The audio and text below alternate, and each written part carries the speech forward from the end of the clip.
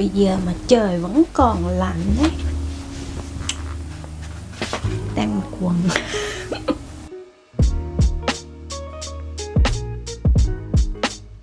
Vì có nhận được cái này của Adam Glam, son móng tay.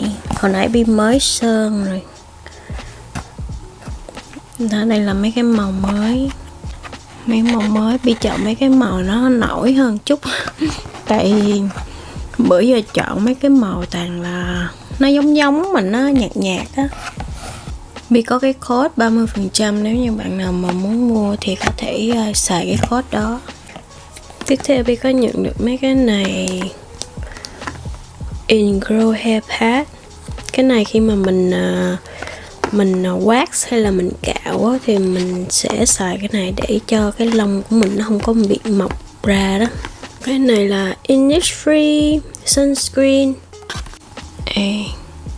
Body Scrub nữa nè. Thế là cái mascara, chung là Bi xài luôn.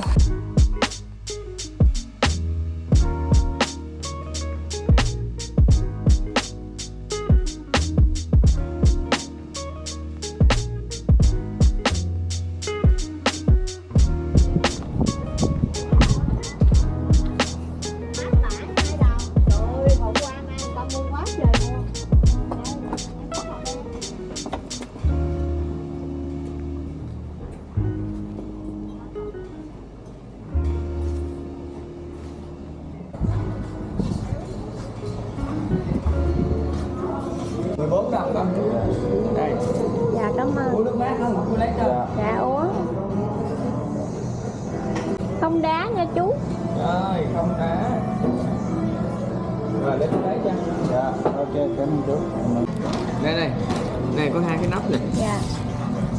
Hai đứa có hai cái chứ. Dạ con không. Đây này con, không hút nè. Đây con. Dạ cảm ơn. Đây, cảm ơn chú với con. Dạ.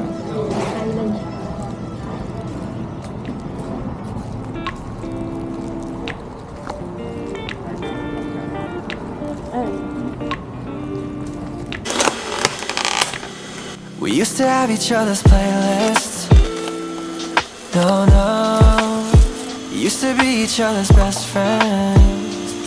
Yeah, and now we go our separate pathways, but your heart's still in mine. Yeah, and maybe we could try it next week again, but I don't wanna think we're toxic, but who cares? You said that we're over, hands under covers alone this time, but everything I see still reminds me of you. Bag of all your things, the memories of when I kissed you. Remember when we used to say to each other, we belong together, me and you forever. Tell me where you've been, yeah, since our break. I'm sorry that I blamed ya for things you can't control. I've been in a daze. I left my heart out to you so you could see me through, though you still deserve better. You stick with me, cause everything I see. Nàng bánh hỏi không à? Bánh hỏi thịt heo quay. Ăn được hả ngon? Phải ở trong đó. Ồ, vậy? Sao nó mua bà vậy? Tại nó Kìa anh hỏi mẹ cái gì? Hỏi gì? đầu nó mochi.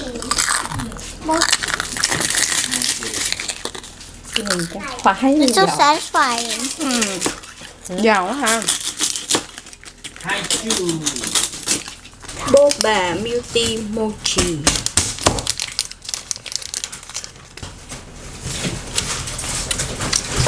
Cái này mua đâu mà? Ok. Cũng ngon ha.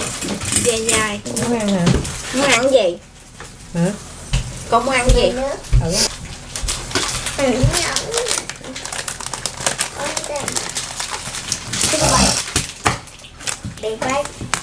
Anyway.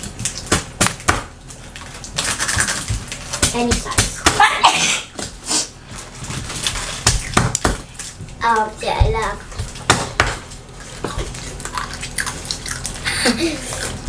Ăn gì á? Giới thiệu đi. Giới thiệu.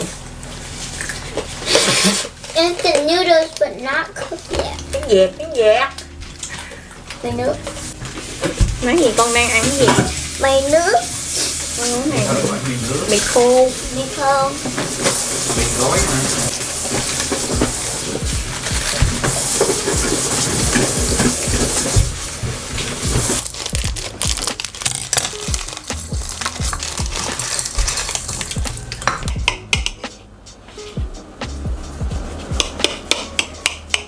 Làm mấy cái này hả? Ngon. Yeah.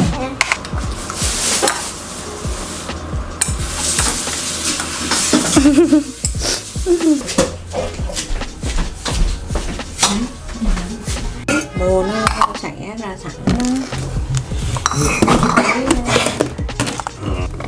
Nó sẽ đến sẵn rồi.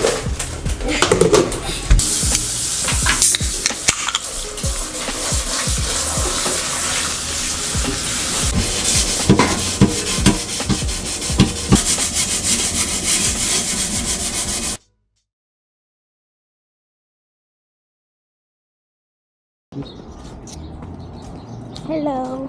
How are you? Đi bộ đi mua boba. Cô bà. Knowing that you're smart, that your casual conversation, even a short duration, can cover everything from science-based to art. It's so obnoxious that you're kind, that you always have time for family and help out everybody, as if a million things don't occupy your mind. If you could be just a little less perfect, then I could say I don't have time and it's not worth it. But how is a girl to resist you and all the little things you do? Oh, if you can get much better, don't, 'cause it'll get much harder. Can't blame a girl for trying to take it slow. Oh, how is a girl to resist you and all the little things you do? How can I resist you? It's maddening that you make me smile, even at times when no one else can. When I get overwhelmed and I want the world to fade away just for a while. Over the top that you're so cute, and that if you and David stood there both side by side, I bet that. Oh my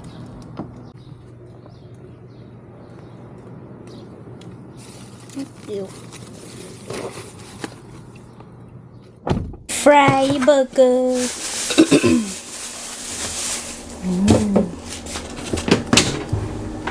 Một người ăn sao hết thấy đâu. Thế chỉ đó mà. French fry bị mềm. Bịch kín quá nên bỏ đây.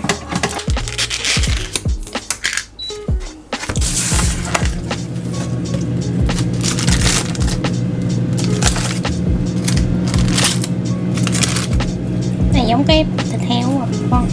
Nó có hai cái thịt heo, một cái thịt bò, ở giữa là thịt bò, hai cái bên hông là thịt heo. Sợ sót quá trời. Mới mới.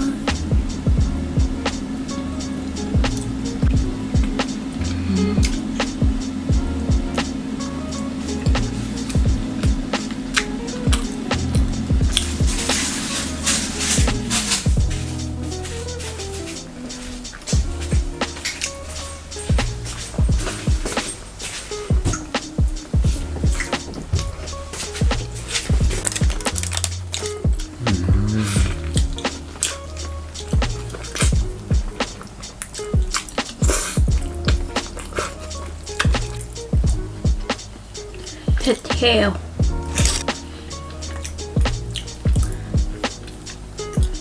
Wow. Lúc một phát là ra hết.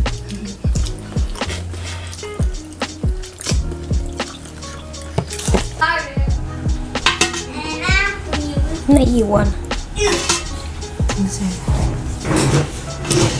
Sương sa cà phê. Bò khô.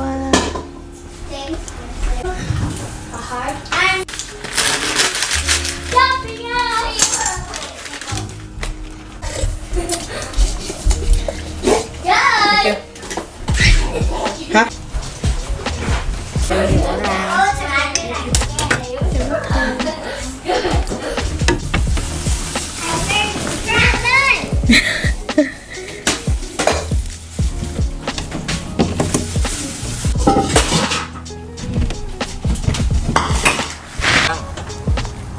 Này có con gà đó.